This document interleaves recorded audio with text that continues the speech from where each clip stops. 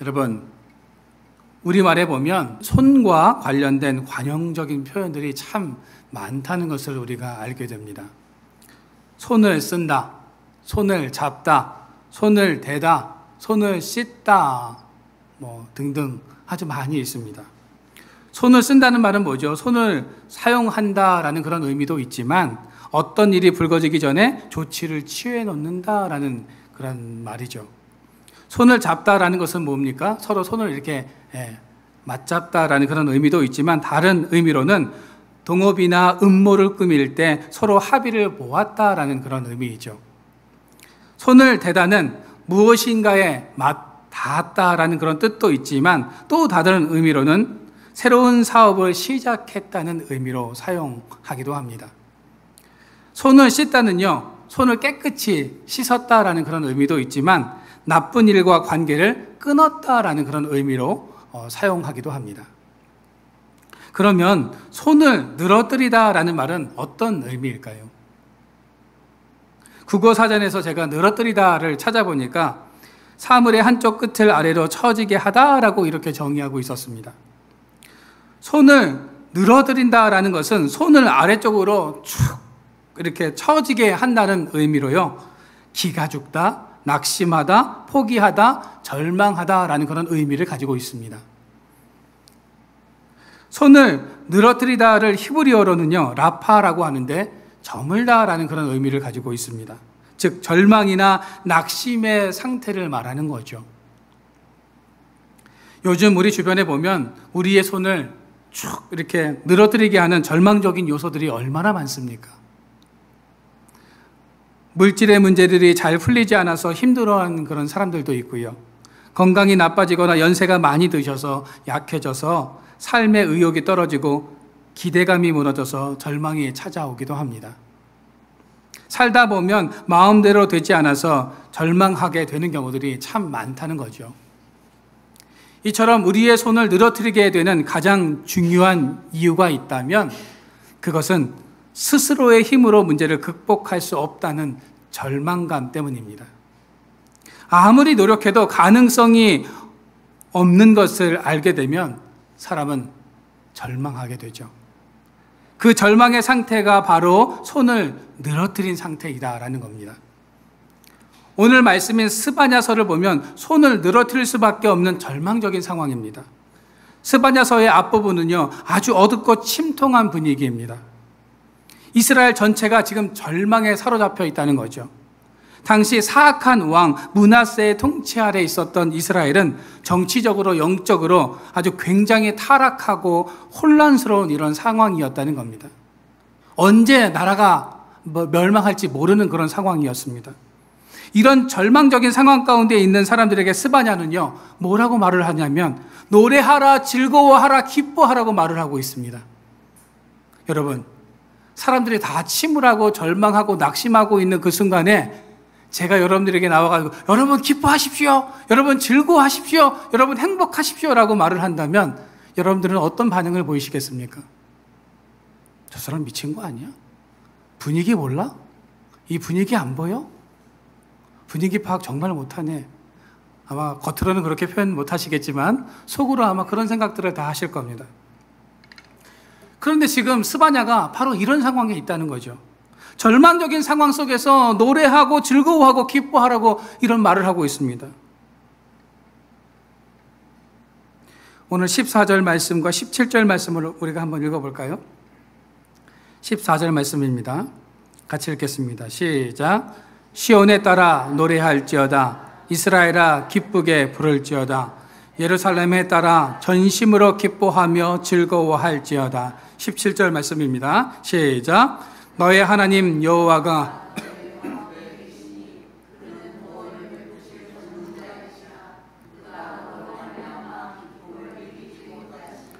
너를 잠잠히 사랑하시며 너로 말미암아 즐거이 부르며 기뻐하시리라 하리라. 여러분, 오늘 본문은 우리가 절망적인 상황 속에서도 기뻐하고 즐거워해야 하는 이유를 이렇게 말씀하고 있습니다.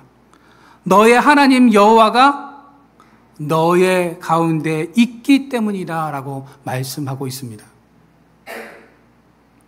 스바냐는 절망 가운데서 손을 늘어뜨리고 있는 백성들에게 하나님께서 너희와 함께 하신다는 이 희망의 메시지를 전하고 있는 것입니다. 그래서 이 절망 속에서 노래하고 기뻐하고 즐거워해야 한다고 말하고 있는 것입니다. 여러분, 밸런스 게임이라는 것을 알고 계십니까? 극단적인 두 가지 중에 하나를 선택하는 게임입니다. 예를 들면 이런 거예요. 아주 너무나 단 짜장면과 너무 매운 짬뽕, 여러분들은 어떤 것을 선택하시겠습니까? 선택하기가 쉽지 않죠? 너무 단 짜장면도 별로 먹고 싶지 않고 너무 매운 것도 또 먹고 난 후에 어떻게 될지 모르기 때문에 또 고민이 되실 겁니다. 이런 거예요. 이런 극단적인 두 개의 그런 상황 속에서 내가 어떤 것을 선택하느냐, 어떤 것을 선택하느냐에 따라서 그 사람의 취향과 성향, 마음을 알 수 있다는 거죠. 제가 몇 가지를 좀 여러분들에게 질문해 보도록 하겠습니다. 자, 첫 번째, 미지근한 냉면과 식어버린 라면. 여러분은 둘 중에 어떤 것을 선택하시겠습니까? 냉면은 시원해야 맛있고 라면은 갓 끓여야 맛있는 건데, 미지근한 냉면과 식어버린 라면. 여러분들은 어떤 것을 선택하시겠습니까? 두 번째입니다. 성격이 더럽지만 돈 잘 버는 남편과 인격적이고 다정하지만 돈 없는 남편. 여러분들은 어떤 사람을 선택하시겠습니까? 쉽지 않습니다. 그렇죠? 자, 세 번째입니다. 자녀 10명을 낳는 것과 자녀가 하나도 없는 것. 10명, 한 명 키우기도 참, 저도 한 명 키워봐서 알지만, 한 명 키우는데 이렇게 힘든데, 10명 정말 상상이 안 가죠. 자, 네 번째입니다. 용돈 많이 주면서 잔소리 엄청 많이 하는 아내와 용돈 적게 주면서 잔소리 전혀 하지 않는 아내.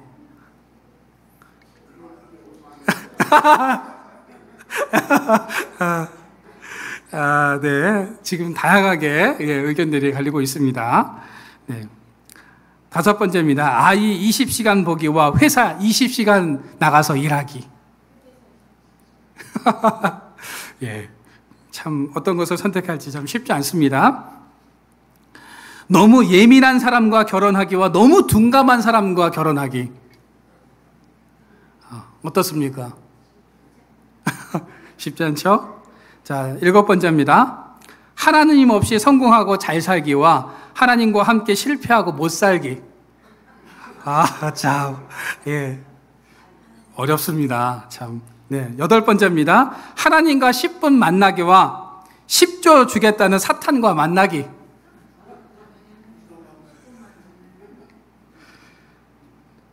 여러분들은 어떤 선택을 하셨습니까?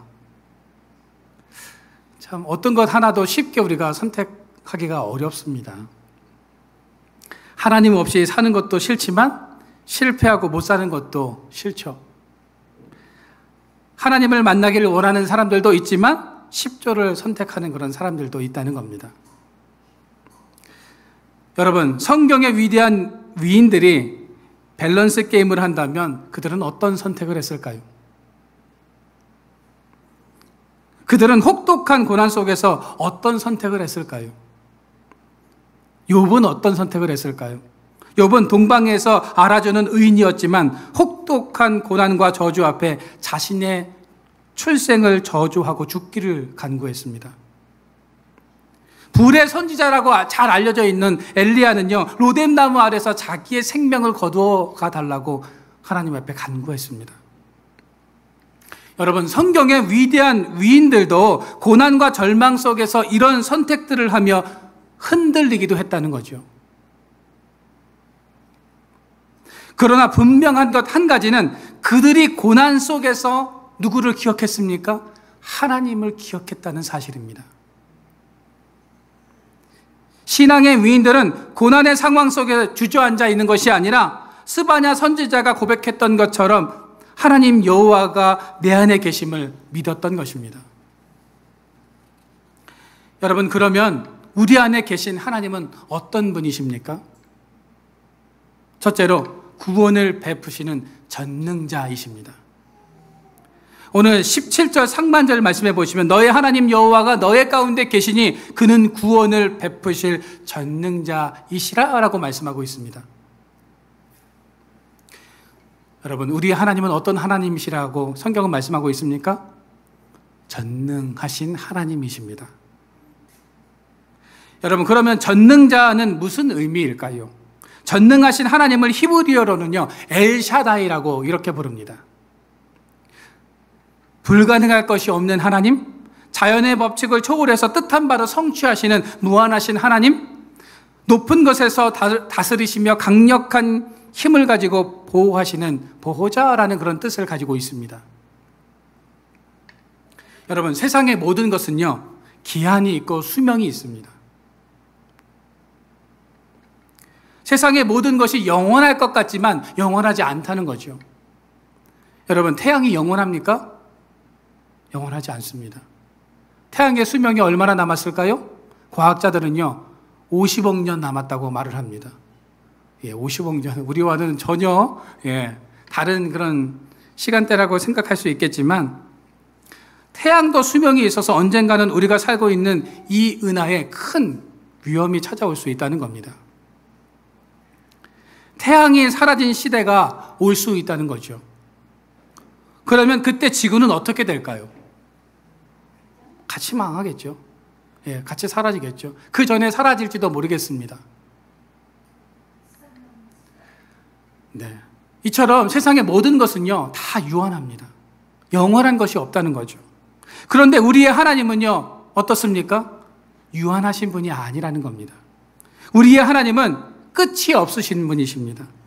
태양과 이 은하의 모든 것이 다 사라져도요, 여전히 존재하시는 분이 바로 전능하신 하나님이십니다. 여러분, 절망의 순간, 어느 누구도 의지할 수 없는 순간에 그러면 우리는 누구를 의지해야 할까요? 누구를 붙잡아야 할까요? 전능하신 하나님을 붙잡아야 하는 것입니다.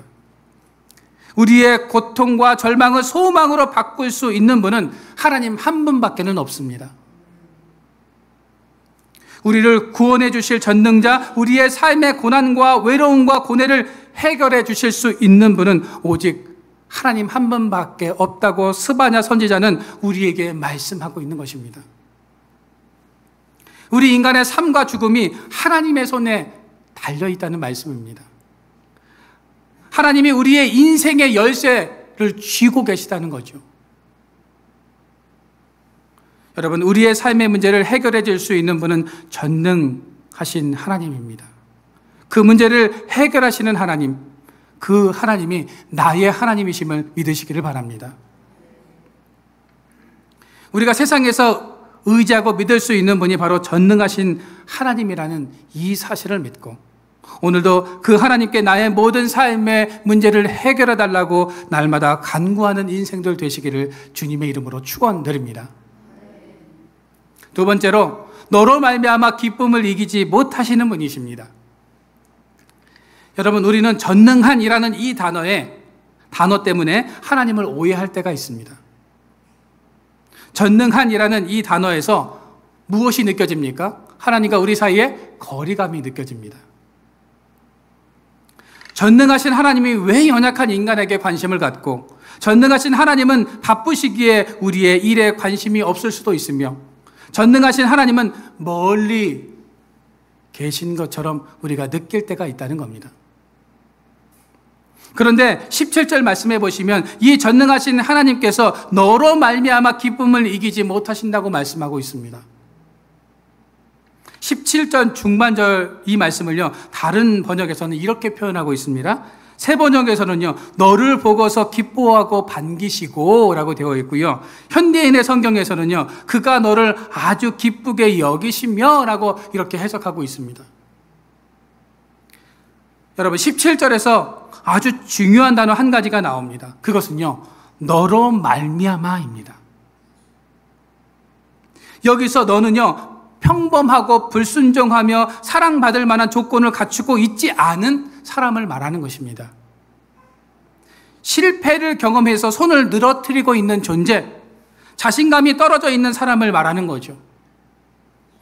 그런 나를 하나님께서 한심해하면서 비난하는 것이 아니라 그런 나를 바라만 보아도 기뻐하시며 반기고 계시다는 겁니다.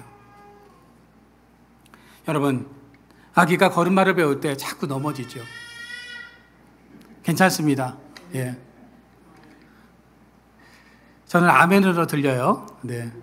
아기의 소리가. 여러분, 아기가 걸음마를 막 이렇게 하다가 넘어지고 하는 그런 모습들을 보면 어떤 생각이 드십니까? 아유, 그 한 방에 못 걷냐? 벌떡 일어나야지. 이런 생각이 드십니까? 아니죠. 예, 걷는 것만으로도 너무 신기하고 대견하고 넘어져도 너무 귀엽고 너무 사랑스러운 거 아닙니까? 바라만 보고 있어도 웃음이 막 절로 나고요. 미소가 막 지어집니다. 아마 양집사님의 가정이 그렇지 않을까라는 그런 생각이 들어요.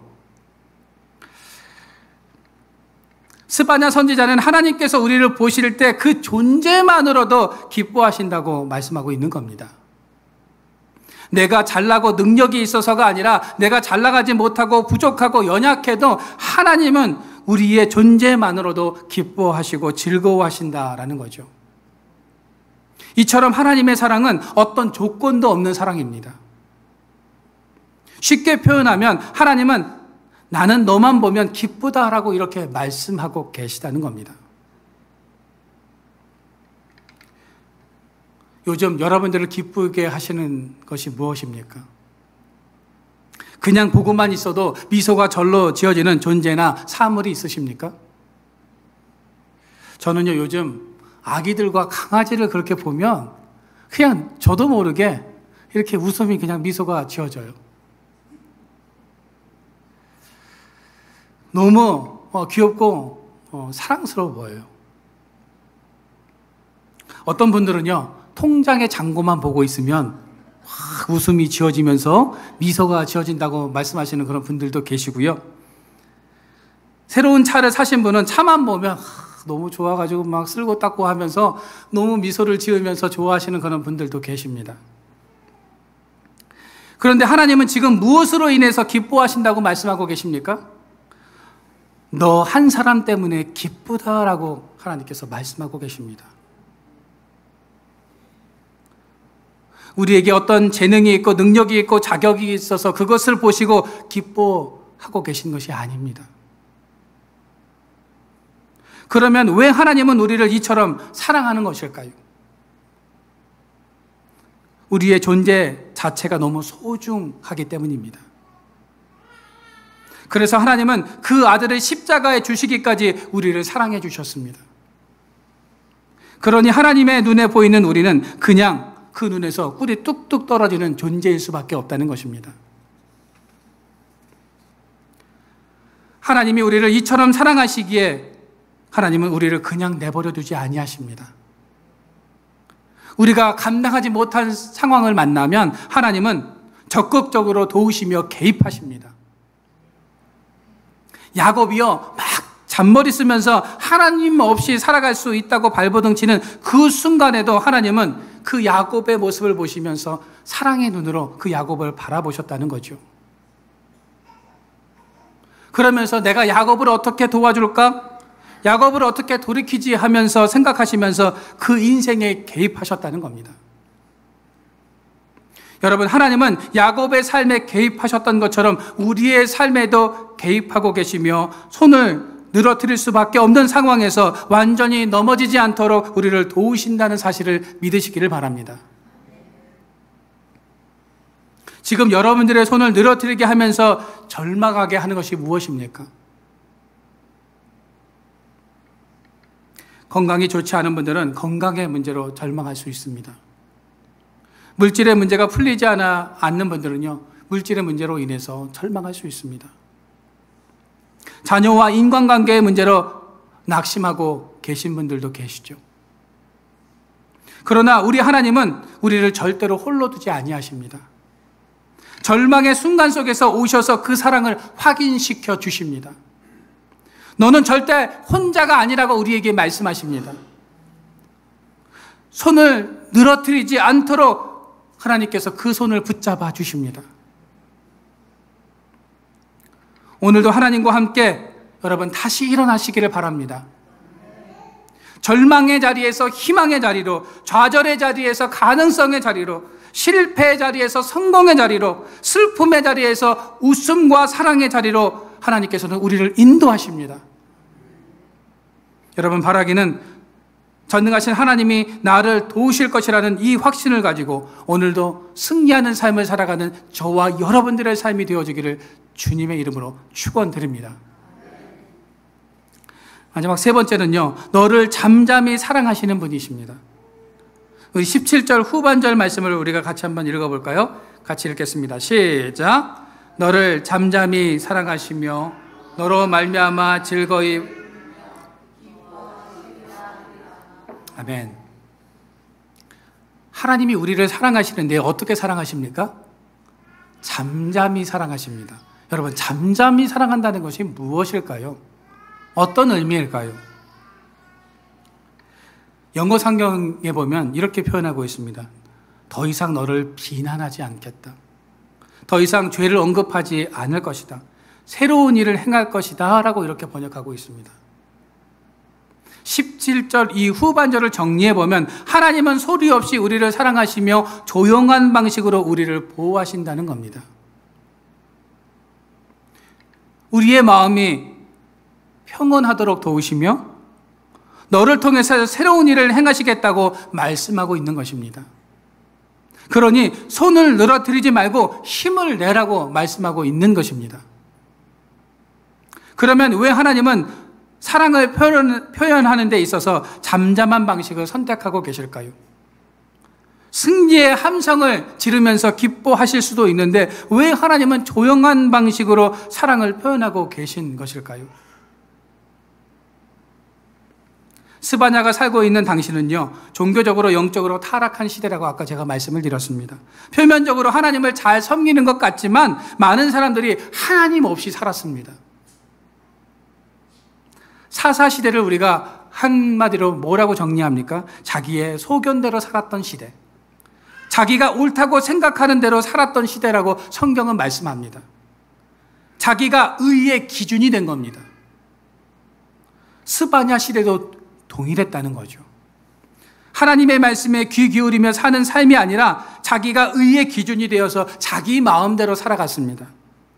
그런 상황 속에서도 하나님은 그들의 백성을 비난하지 않고 조용하게 사랑하셨다라는 말씀인 겁니다. 그들이 죄악 가운데 있다 할지라도 나는 너희를 정죄하지 않고 여전히 나는 너희들과 함께 있다라고 말씀하고 계신 것입니다. 남유다가 멸망할 것을 알고 낙심하고 좌절하고 있는 이스라엘 백성들에게 하나님은 내가 너희들과 함께 했을 것이니 절대로 손을 늘어뜨리지 말고 힘을 내라, 용기를 내라고 말씀하고 있는 것입니다. 하나님은 잠잠히 다가오셔서 나는 너 하나면 돼. 다른 거 다 필요 없어. 너가 다시 일어날 수 있도록 힘을 줄게. 하나님께서는 이렇게 지금 말씀하고 계신 거죠. 여러분, 하나님께서는 당시 좌절하고 있는 그 백성들에게 어떤 위로와 회복의 말씀을 전하고 계십니까? 우리가 읽지는 않았지만 스바냐 3장 18절과 20절 말씀을 좀 쉬운 공동번역으로 좀 한번 읽어보도록 하겠습니다. 우리가 같이 한번 읽어볼까요? 시작. 나는 너에게 내리던 재앙을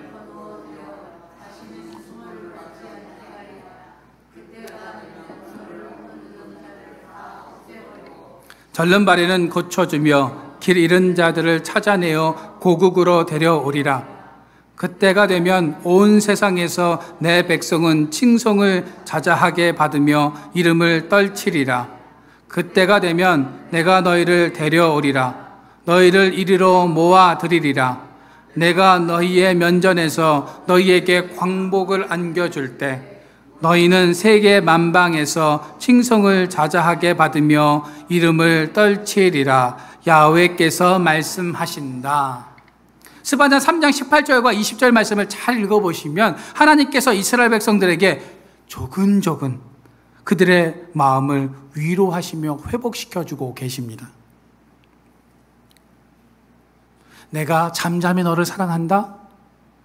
너가 아무리 힘든 상황에 있든 나는 너와 함께 할 거야. 그리고 앞으로 너가 수모를 당하지 않도록 해줄게. 너를 괴롭혔던 사람들 내가 싹 다 혼내줄게. 그리고 광복의 그날 다시 고향으로 너희들을 돌아오게 해줄게. 그러니 염려하거나 걱정하지 말어. 손을 늘어뜨리지 말어. 좌절하고 낭망하며 절망하고 있는 백성들에게 하나님께서 다가오셔서 그들을 위로하셨던 하나님은요, 오늘도 우리에게 동일한 말씀을 하고 계십니다. 너가 해결할 수 있는 문제를 만나니? 걱정하지 마. 지금 절망 가운데 있니? 왜 절망해? 너를 힘들게 하는 사람들 내가 싹 다 혼내줄게. 너의 질병도 내가 다 해결해 줄게. 그러니 손을 늘어뜨리지 말어. 내가 너와 함께 있어. 그러니 우리 함께 이 힘든 과정을 잘 이겨내보자. 여러분, 하나님은 우리에게 다가오셔서 잠잠히 말씀하십니다. 하나님의 그 사랑과 위로를 하시며 우리를 깨닫게 하십니다. 나의 하나님은 전능하신 하나님이심을 여러분 믿고 오늘도 나의 삶 속에 개입하셔서 역사하실 것을 믿음으로 고백하는 삶을 살아가시기를 바랍니다. 우리에게 다가오셔서 조근조근 우리를 설득해 가시고 나는 너 한 사람만으로도 충분하다고 말씀하시는 하나님의 사랑을 깨닫기를 소망합니다. 이제 바라기는 우리 인생의 삶과 죽음, 이 땅에서 우리가 감당하면서 살아야 하는 버거운 삶의 문제는 전능하신 하나님의 손에 달려있다는 사실을 믿고 우리를 고난 가운데 있어서 사랑해 주시고 절망의 상황 속에서도 조근조근 우리를 위로해 주시는 이 하나님을 만나 다시 일어나는 삶을 살아가는 저와 여러분들의 삶이 되어지기를 주님의 이름으로 축원드립니다.